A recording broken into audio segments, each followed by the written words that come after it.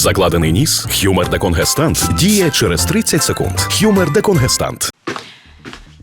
Ну що ж, цей час настав.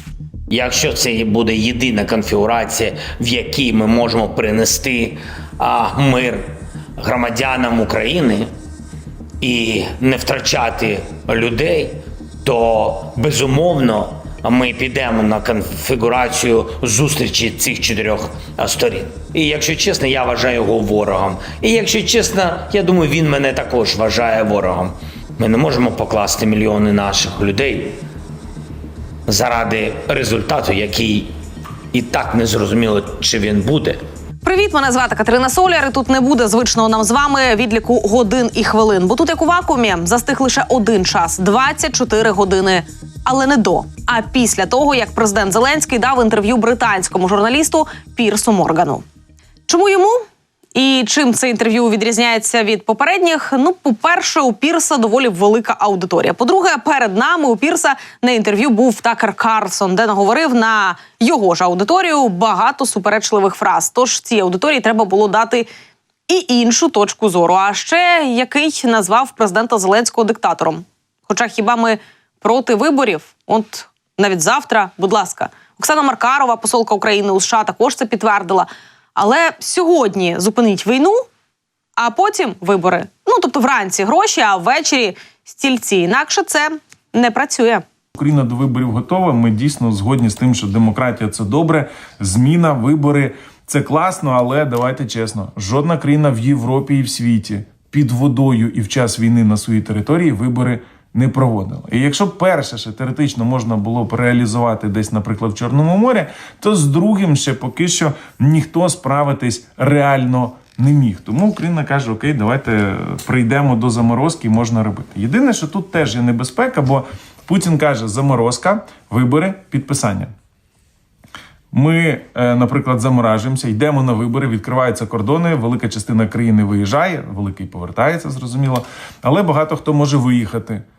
І потім мало чоловіків в країні, демобілізація, потім політична мобілізація, срач, сварки і все, що ми любимо робити під час виборів, і потім бере і знову заходить вночі о 4 ранку.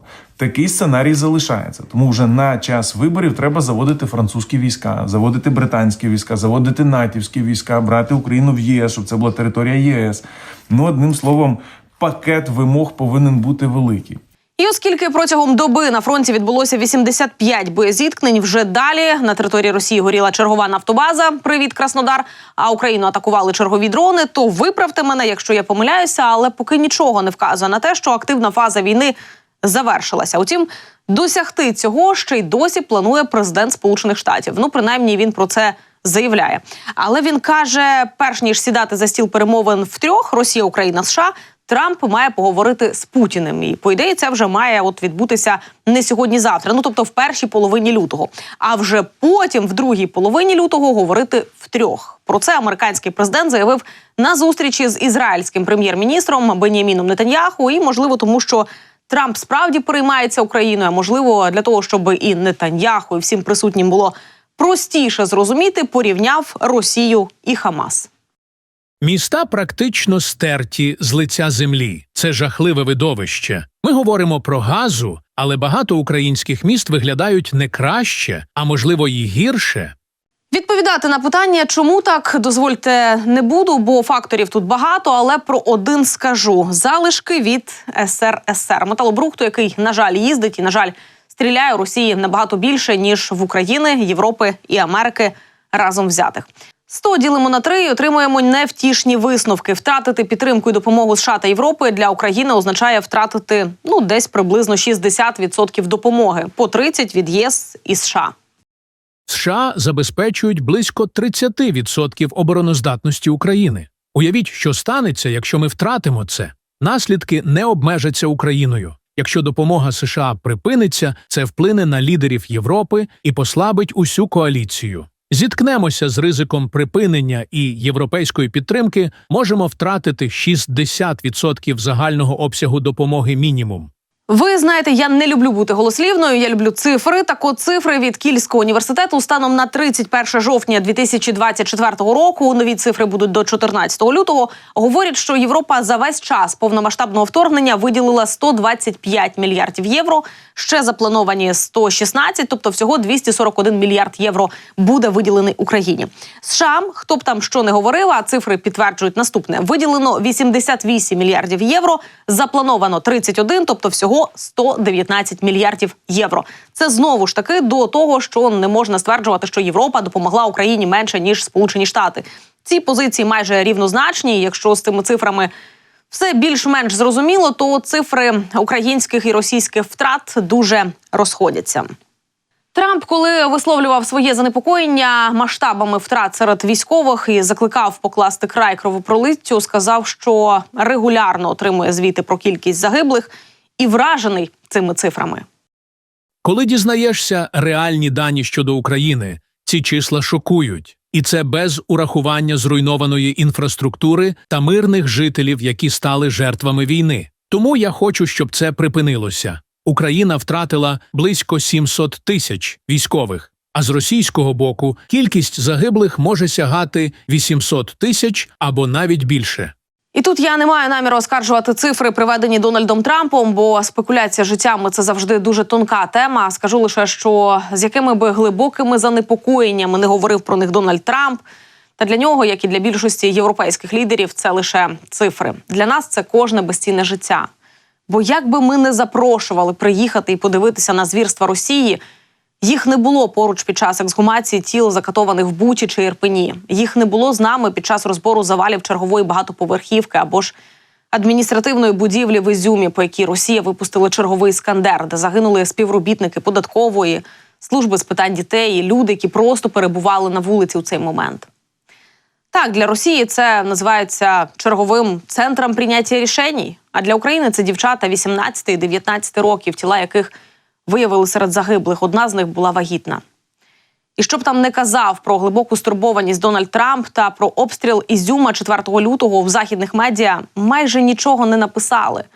Обстріли практично зникли із західних видань, їх стало значно менше в Твіттері. Натомість всі говорять про переговори. І оскільки я привела цифру від президента США, то давайте озвучу і ті, які назвав президент країни, на яку напали. України, яка ще й досі не тільки дає відсіч ворогу, а методично його знищує разом із його КНДРівським підкріпленням. Під час повномасштабного російського вторгнення в Україні загинуло близько 45 100 наших людей, ще 390 тисяч поранені. Щодо російських втрат, за словами Зеленського, Російська Федерація втратила приблизно 350 тисяч військових вбитими. Ще 50-70 тисяч вважаються безвісти зниклими, а 600-700 тисяч отримали поранення. Це знову ж таки, ми ще не можемо банально порахувати усіх цивільних, яких вбив Путін на окупованих і в прифронтових містах. І більшість з них були російськомовними. Чому на цьому робиться такий акцент? Бо Путін постійно стверджував, що прийшов в Україну, щоб захищати російськомовне населення. 90% збитих Росією були на сході України, у тих самих регіонах, які Путін окупував. Він вторгся в Україну, вірячи, що російськомовні підтримують його. Йому сказали «Вони вітатимуть тебе». Це була брехня. І все ж він бомбардував їх, убивав, руйнував їхні будинки. А заодно і всі інші будинки, до яких міг дотягнутися у Львові, Івано-Франківську, Києві, Полтаві та чи не кожного українського міста. І хоч зараз наше становище краще, ніж було на початку повномасштабного вторгнення, але ситуація все ще складна, бо ми боремося не лише проти Путіна, а й за подальшу підтримку союзників.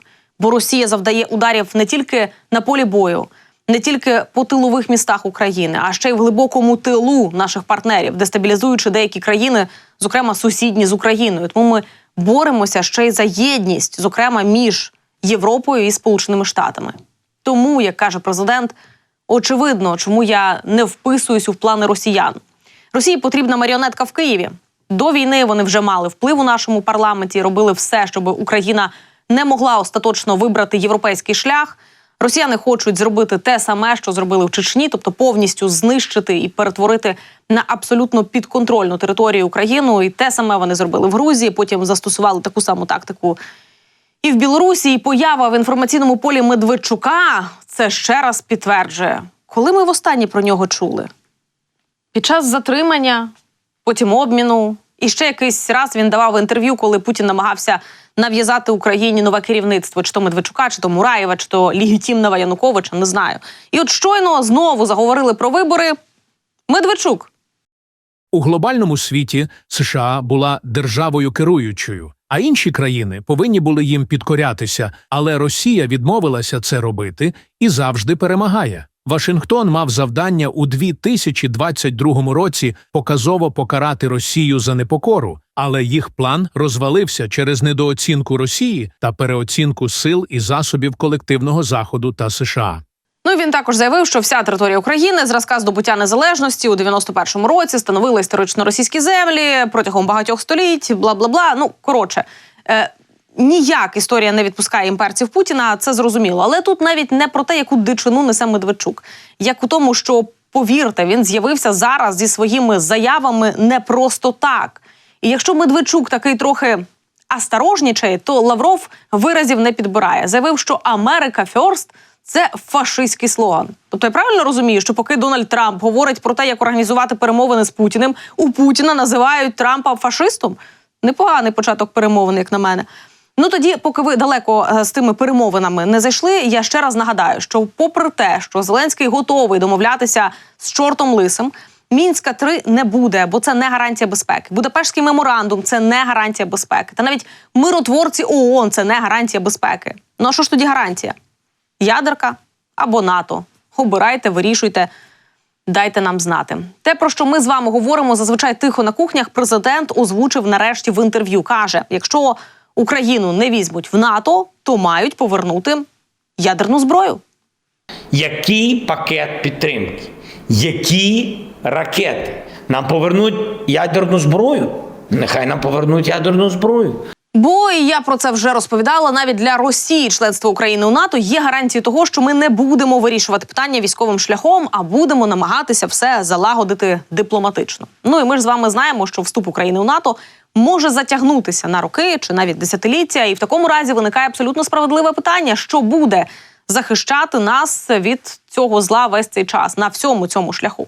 Ну і президент допустив, що Захід може забезпечити Україну ракетами для стримування Росії. Але чи можуть вони зупинити російські ядерні ракети – це риторичне питання, звісно. Тому ядерка тут буде найкращим підтвердженням нашої недоторканності. Нам дуже далекобійної не треба, а буквально на 500-600 кілометрів, щоб від крайньої точки України попасти десь приблизно по Москві. Ну і, до речі, бити по Москві теж, наскільки я зрозуміла, можна. Видання Defense Express каже, що Україні начебто дозволили бити по території Росії. Пам'ятаєте, спочатку нам обмежено дозволяли, потім сказали «а, бийте», потім знову цей дозвіл нібито відкликали, ну а тепер нібито знову сказали «можете», але не дали чим. Тобто наші дрони є, але західної зброї далекобійної нам таки не вистачає. Тобто таке, знаєте, ніби попередження, знову ж таки, для Путіна, типу «дивись, дозвіл є, будеш вести себе незговорчиво, дамо чим бити». Ну і тут вже інше видання NBC пише, що у Білому домі наразі спостерігається певний розкол щодо способу завершення війни в Україні. Спецпосланець Трампа Кіт Келлог та радник з нацбезпеки Волтс хочуть чинити тиск на Москву. Інші члени адміністрації виступають за скорочення допомоги Україні. Хоча це можна було зрозуміти із прес-конференції, коли журналіст запитав Трампа, чи вимагатимете ви від Путіна вивести російські війська з окупованих українських територій, той залишив це питання, власне, без відповіді. Ну, а з чим же тоді приїде Кіт Келлог? А поки не зрозуміло. Точно можемо сказати тільки те, що приїде. У нас вже є робочі дати, коли приїде американська команда. І, за словами президента України, днями його команда мала контакти з спецпредставником Трампа з питань України, Росії Кітом Келлогом. Точна дата візиту та склад команди, яка приїде, наразі уточнюється. Я би сказала, не розголошується заради безпеки. Ну і я бачила, скільки шуму наробили рідкісноземельні метали. І обіцянка розрахуватися ними за допомогу від США серед українців. Так от, коментар Зеленського. Ми відкриті до того, що все це може бути розроблено з нашими партнерами, які допомагають нам захистити нашу землю і штовхають ворога назад своєю зброєю, своєю присутністю, санкційними пакетами. І це абсолютно справедливо. Я про це говорив ще у вересні, коли у нас була зустріч з президентом Трампом. І ще раз, можливо, трохи більш зрозуміло. Мова ж йде про те, що ми запускаємо інвестора в Україну, який допомагає нам розробляти надра. Ми отримуємо з цього прибутки, інвестор отримує прибутки, і ми цим платимо за зброю, яку ми отримуємо в якості гарантії безпеки. Ми мусимо розуміти, у нас в землі закопано 15 трильйонів доларів. Нехай там собі лежать, добре, будемо ходити тішитися. Тільки можуть ці 15 трильйонів доларів підіймати із землі росіяни. Вони вже частково будуть це робити, навіть після замороження на окупованих територіях. Вони вже це роблять у Криму, якщо хто забув, вишки Бойка, так звані. Видобуток нафти і газу в акваторії Чорного моря поблизу Криму. Це ж вже було, друзі, то ми мусимо розуміти. Тому ще раз, якщо хтось забув, ми ще раз можемо повторити. Нам не складно. Путін зрозуміє необхідність припинити цю війну лише якщо йому поставлять чіткий ультиматум. Якщо Трамп скаже йому «закінчи війну» або Україна отримає перше, друге, третє, він прислухається до цього. Якщо Китай скаже йому «зупинися, чи ми розірвемо економічні зв'язки, введемо санкції проти твоїх банків, чи ізолюємо твої компанії», він дослухається. І він не боїться війни з Україною, він не боїться війни з Заходом, він боїться економічного колапсу і внутрішніх заворушень. Ось що йому по-справжньому страшно, що його лякає. І ми ж розуміємо, що одних лякачок мало. За вбивства українців треба відповідати, тому Україна наразі активно працює над створенням спецтрибуналу. Ба більше того, знаходиться на фінальній стадії його завершення. Під час 13-ї зустрічі групи держав Core Group зі створення спецтрибуналу щодо злочинів щодо агресії проти України був затверджений проєкт статуту трибуналу і досягнута домовленість про його запуск на базі двосторонньої угоди України з Радою Європи. Це фактично трибунал проти Путіна. І, власне, європейський посадовець, який брав участь у засіданні групи у квітні у Києві, сказав, що відбудеться останнє засідання саме в столиці. Воно буде 14-тим, воно буде завершальним, і на ньому вже буде остаточно затверджений статут і оголошення чіткого плану створення трибуналу. Він буде готовий на базі Європи в 25-му році. Тож можемо сказати, що теплий електричний стілець для Путіна вже готується. Так, це перспектива на 25-й рік, а не на наступні 24 години. Але відлік і одного, і іншого вже розпочато.